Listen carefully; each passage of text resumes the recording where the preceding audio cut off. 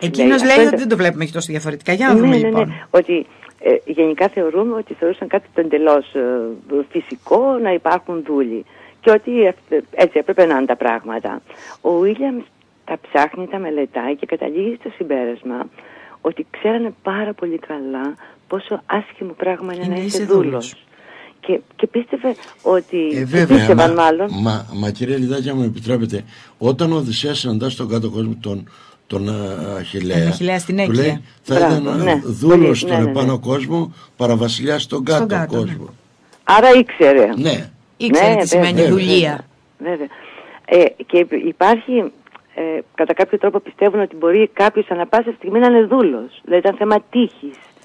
Μετά από ένα πόλεμο που χάθηκε, μετά από μια αιχμαλωσία, γίνεται ο άλλος δούλος, άρα έπρεπε να προσέχουν. Το θεωρούσαν πάρα πολύ άδικο να είναι κανείς δούλος, αλλά από την άλλη πίστευαν ότι ήταν αναγκαία η δουλεία. Όμως είχαν συναίσθηση του τι σημαίνει δούλος. Ακριβώς. Ναι.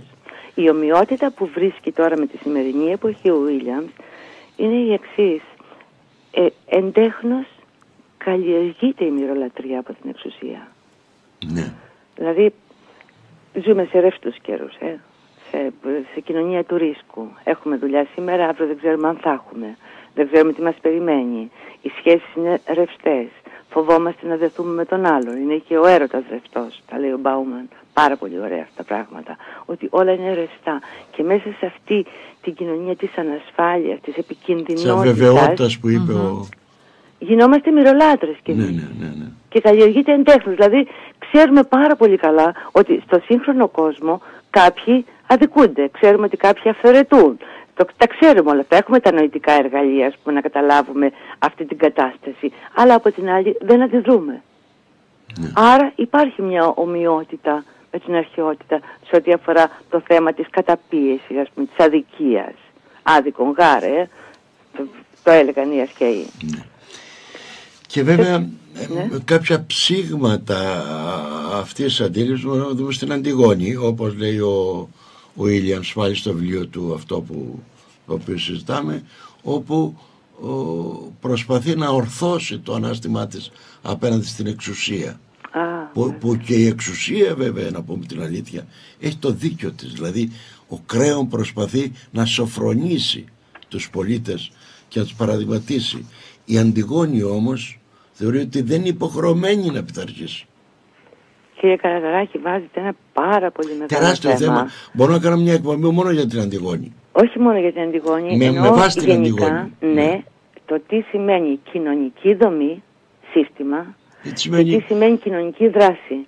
Η απάντηση του δρόντος υποκειμένου σε αυτές τις δομές. Ναι. Είναι ένα τεράστιο θέμα και πάρα πολύ σπουδαίο. Και πώς συμβαίνουν οι αλλαγές, πώς κάποιος αντιδρά, που υπάρχει η δομή, ο θεσμός, που του λέει πρέπει να κάνεις αυτό και όχι το άλλο. Τι σημαίνει την αντίδραση. Αυτή τώρα η κοινωνική δράση, θέλω να πω, στις μέρες μας είναι πάρα πολύ περιορισμένη και οφείλεται στο φόβο, στο ότι δεν ξέρουμε τι μας ξημερώνει, στο ότι όλα αλλάζουν. Πώς το λέει νομίζω Σοφέρης, αν ο φόβος είναι ανθρώπινος δεν είμαστε άνθρωποι μόνο για να φοβόμαστε. Όχι, αν ο πόνος είναι ανθρώπινος. Αν ο πόνος. Ναι, δεν είμαστε άνθρωποι μόνο για να πονούμε. Ας το δεχτούμε και έτσι. Ας το δεχτούμε και με το φόβο, νομίζω. Ναι, αλλά το θέμα αυτό είναι, σας λέω και πάλι, κοινωνική δομή και κοινωνική δράση. Αυτά τα δύο, πώς συνδέονται, πώς ανατρέπει το ένα το άλλο, πώς αλλάζουν τα πράγματα, πώς κάποιος δρά σύμφωνα με τις δομές, σύμφωνα με την πεπατημένη, που είναι το πιο εύκολο από όλα. Το πιο εύκολο είναι αυτό, να ακολουθήσει την πεπατημένη. Και πώς η κοινωνική δράση μπορεί να επιφέρει τις αλλαγές. Είναι σπουδαία θέματα αυτά. Να πάμε στο θέμα των γυναικών. Ναι. Που είπε η κυρία Ζωγραφιστού, που πραγματικά έχει ενδιαφέρον και εδώ πέρα. Οι σύγχρονες φεμινιστικές θεωρίες μιλούν για το σεξ, τη διαφορά του φύλου, την ανατομική διαφορά, τη βιολογική διαφορά, τη διαφορά που έχουμε στο σώμα μας. Και μιλάνε και για το gender, το κοινωνικό φύλο, το πώς δηλαδή κατασκευάζει η κοινωνία τη γυναίκα, ορίζοντας της από πολύ νωρίς πώς πρέπει να συμπεριφέρεται, πώς πρέπει να ντύνεται, πώς πρέπει να μιλάει. Κατασκευάζεται η γυναίκα. Που το είχε πει και η Σιμών Ντεμποβουάρ παλιά. Και τι γυναίκα κατασκευάζουν σήμερα τα μέσα. Αυτό ας μην το συζητήσουμε έτσι. Ναι, αυτό είναι μια ιστορία που πραγματικά τα προτινόμενα πρότυπα, θα λέγαμε. Θα σας βάλω... Ναι, συνεχίστε. Όχι, και έλεγα ότι ο Williams κατά κάποιο τρόπο λέει ότι υπήρχε και αυτό στην αρχαιότητα. Δηλαδή οι γυναίκες διαμαρτύρονταν για τη θέση τους. Μάλιστα αναφέρει το θέμα της Καλυψός, που η Καλυψό διαμαρτύρεται γιατί οι θεοί μπορεί να έχουν ερωτικές σχέσεις, ας πούμε, με θνητές και εμείς να μην μπορούμε. Ναι, και θα με επιτρέψετε να κάνω μια παράδειγμα. Είναι το μόνο σημείο που η Καλυψό μεταφέρει στον Οδυσσέα λάθος, του λέει ψέματα. Όταν πάει ο Ερμής της λέει να αφήσει τον Οδυσσέα ελεύθερο, αυτή πειθαρχεί αναγκαστικά.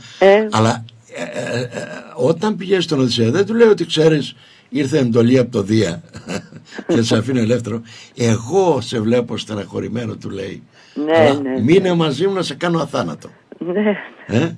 Αποφάσισα. Αλλά αφού σε βλέπω να λυπάσαι, να στεναχωρείσαι, θέλω να σε βοηθήσω να... Είναι το μόνο σημείο που μεταφέρεται λάθος η εντολή. Συνήθως επαναλαμβάνεται αυτούσια η εντολή στο νόμερο. Και δείχνει και μία αντίδραση, θα λέγαμε, της γυναίκας απέναντι στην ανδρική εξουσία. Μάλιστα είναι πάρα πολύ ωραίο αυτό που πάλι θα αναφέρω τον Αντόρνο, γιατί έχει πει σπουδαία πράγματα. Βεβαίως. Έλεγε ότι η καταπίεση της γυναίκας, όπως η ολόκληρη σχολή της Φραγκφούρτης. Ναι, μπράβο. Είναι κριτική. Και Χορχάιμερ και Μπένζαμιν. Ο Αντόρνο. Πάρα πολύ σπουδαίοι, όλοι τους. Πάρα πολύ σπουδαίοι. Έλεγε λοιπόν ότι η καταπίεση της γυναίκας συμβαδίζει με τη βιαιοπραγία ενάντια στη φύση. Δηλαδή υποδουλώνουμε τη φύση, υποδουλώνουμε τη γυναίκα. Πάνε μαζί αυτά τα πράγματα. Συγγνώμη, και όντως ισχύει αυτό, γιατί στις παραδοσιακές κοινωνίες η γυναίκα έχει μια λανθάνουσα εξουσία. Ναι, μεν φαίνεται ότι κυριαρχεί το πατριαρχικό, το αυταρχικό πρότυπο, η πατριαρχική οικογένεια, αλλά πέρα από αυτό το σύστημα, το εξουσιαστικό, υπάρχει ένα άλλο σύστημα που δρά λάθρα και είναι θεραπευτικό, είναι το μαγικό, είναι το θρησκευτικό, και εδώ η εξουσία βρίσκεται στα χέρια της γυναίκας. Ειδικά στην Κρήτη, την Κρητιά γυναίκα, από καιρό πριν αρχίσει το φεμινιστικό κίνημα, θα λέγαμε. Βεβαίως. Όπως και στη μινωική Κρήτη, η θέση της γυναίκας. Τι γίνεται τώρα με την εξέλιξη? Η γυναίκα χάνει το κύρος της. Με την βιομηχάνηση, την ανάπτυξη επιστήμης, τεχνολογίας κλπ. Η γυναίκα χάνει το κύρος της. Πώς το λέτε αυτό, μας το εξηγείτε λίγο? Ναι, βεβαίως. Διότι πια δεν έχει αξία. Αυτό το μαγικό που κυριαρχούσε χάνεται. Οπότε έτσι αρχίζει η καταπίεσή της. Μέχρι ότου να ξεκινήσει το φεμινιστικό κίνημα, οι σεφραζέτες, ξέρετε όλα αυτά, και πια να σχηματοποιηθεί κανονικά τη δεκαετία του 1960, όταν οι γυναίκες λένε θα πρέπει να αρθρώσουμε και ένα δικό μας λόγο. Και να ισορροπήσει η Επανάσταση, θα έλεγα. Ναι. Κάπως. Διότι αρχικά ξεκινά ο αγώνα να υποκαταστήσει η γυναίκα τον άντρα ή να αντικαταστήσει. Συκοφαντήθηκε, κύριε Καραταράκη, το φεμινιστικό κίνημα. Συκοφαντήθηκε. Εντέχνος δεν ξέρω. Πάντως το θέμα ήταν ότι αυτές ξεκίνησαν θέλοντας να ακουστεί ο δικός τους λόγος. Βεβαίως. Δηλαδή όχι οι κοινωνικές έρευνες να γίνονται από έναν άντρα κοινωνιολόγο που μελετάει άντρες 35άριδες που φοράνε κουστούμι. Έτσι ήταν, αυτός ήταν ο κύριος, και η γυναίκα σε σχέση με τον άντρα. Και είπαν οι γυναίκες όχι, να ακουστεί και δικός μας λόγο, να μιλήσουμε και εμείς. Είναι η δεκαετία του 60 που ξεκινάει το φεμινιστικό κίνημα παράλληλα με τις ποιοτικές μεθόδους έρευνας. Θα έλεγα και έχουν και φωτεινά έργα στη λογοτεχνία, στην τέχνη γενικά πιο πριν. Θα έλεγα στους ακροατές μας, όσοι δεν έχουν διαβάσει τα γράμματα σαν ενοποιητή του Ρίλκε, τι ωραίο βιβλίο. Είναι εξαίρετες σελίδες που μιλάει για τον έρωτα, τη σχέση του άντρα με τη γυναίκα, που πιασμένοι χέρι-χέρι μπορούν να προχωρήσουν πιο αρμονικά και πιο ολοκληρωμένα στον κόσμο. Είναι ένα βιβλίο που πιστεύω πρέπει να το διαβάσει. Διαβάσουν όλοι. Γιατί θα έλεγα ότι και μέσα από την τέχνη η ερωτική σχέση αναδεικνύεται ως κυρίαρχη για τη δημιουργία. Έτσι δεν είναι? Βέβαια. Κοιτάξτε, με συγκλονιστικά συναισθήματα. Κοιτάξτε, το ερώ με αυτό είναι. Αγαπώ με πάθος κάτι. Βέβαια. Αυτό είναι. Αγαπώ με πάθος. Και καμιά φορά όταν ακούω τη λέξη ερασιτέχνης, που τη λένε υποτιμητικά για κάποιον, λέω, μα αυτός κάνει κάτι από έρωτα και όχι από επαγγελματισμό. Γιατί πολλές φορές το επάγγελμά μας δεν είναι αυτό που θέλουμε, έτσι δεν είναι, κακά είναι τα ψέματα. Ενώ ο ερασιτέχνης ό,τι κάνει, το κάνει από έρωτα. Και αυτό είναι πολύ σπουδαίο. Με μεράκι. Βέβαια. Είναι μάστορας, είτε τεχνίτης, είτε δημιουργός, είτε ποιητής είναι. Πρέπει να αγαπά την τέχνη του και να αφοσιώνεται σε αυτή. Είτε επιστήμονας. Μα εγώ θα έλεγα και η μάθηση. Καλά, η μάθηση, κυρία Λιδάκη, είναι και ερασιτεχνική. Είναι τελείως προσωπική, είναι τελείως έξω από τα επαγγελματικά. Από τα εκπαιδευτικά συστήματα. Μαθαίνω είναι άλλο πράγμα και ασκώ ένα επάγγελμα, δεν είναι κατάρτιση η μάθηση. Έχετε δίκιο. Και αν μάθουμε κάτι, επειδή μας πιέζουν να το μάθουμε, θα το ξεχάσουμε αμέσως. Καλά, αυτό είναι αλήθεια. Πριν κλείσουμε, γιατί μας μένουν λίγα λεπτά, θα ήθελα, επειδή δραστηριοποιείστε και είστε ενεργός και στα πολιτικά, θα ήθελα να μας κάνετε μια σύντομη 2 λεπτών αναφορά πού πάει ο τόπος μας σήμερα. Κανείς δεν ξέρει. Ναι, έτσι, πες μου. Ή πού θα θέλατε να πάει. Κανείς δεν ξέρει. Η Ελλάδα, για την Ελλάδα μιλούμε. Πού θα ήθελα να πάει. Ναι, τι θα θέλατε. Αν μπορούσατε σε 2 λεπτά να μας πείτε πώς θα πρέπει να προχωρήσουμε ως κράτος, ως κοινωνία. Ξέρετε τι θα έλεγα. Να αγαπήσουμε τον τόπο αυτό. Έχω την αίσθηση ότι κανένας δεν τον αγαπάει τον τόπο αυτό από τους κυβερνώντες. Να αγαπάει τον τόπο και να θέλει να πάει μπροστά ο τόπος. Αυτό. Έχω την εντύπωση ότι είναι λόγια, ότι είναι συμφέροντα, ότι είναι πολιτικές και όχι στάσεις ζωής. Εδώ μια στάση ζωής. Αγαπώ τον τόπο αυτό. Αφήνω τον εαυτό μου λίγο στην άκρη. Και κοιτάζω να δω τι μπορώ να κάνω, τι μπορεί να γίνει εδώ πέρα. Να στραφούμε στη γη, στη θάλασσα. Δόξα τω Θεώ, έχουμε ένα πλούτο που τον αφήνουμε ανεκμετάλλευτο. Και αυτό είναι κρίμα. Αυτό θα έλεγα. Αγάπη για τον τόπο. Αυτό μας λείπει. Χαίρομαι και σας ευχαριστώ πάρα πολύ.